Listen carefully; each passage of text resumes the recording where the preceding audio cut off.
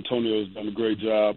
Knowing Antonio and knowing, his playing days, playing there in New York, I know that Antonio knows what it looks like. He knows that you need to be tough in the trenches. You need to be tough on defense. When you're in a game playing against a tough opponent like the Kansas City Chiefs, you got to limit, big plays. And then you also got to make some plays as well, which our defense was able to do. But he knows what it looks like. And then he also knows what being a Raider looks like. Him growing up being a Raiders fan, I get no more joy than watching him after the games and when he hits that Raiders chant, because it's something I feel like I would do, being a Raider, just yelling out Raiders. And so he knows what it looks like. And, Mark, he has decisions to make, of course, going forward. I understand that he's, put a wide net out. There's some people that he's looking at. And it's what you're going to do is you're going to start looking at other people's resumes and looking at where they've been, who they've coached under, their track record. Well, for Antonio, he's actually got time on task.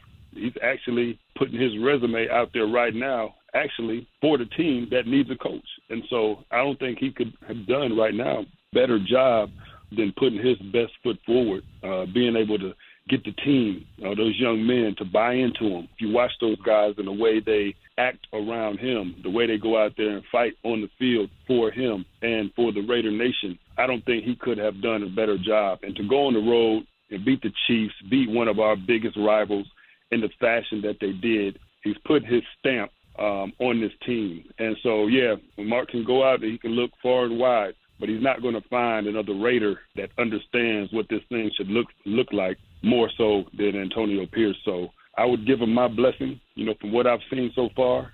I think the players have given him his blessing as well, the way they performed. And I would be very happy with Antonio Pierce being the guy going forward.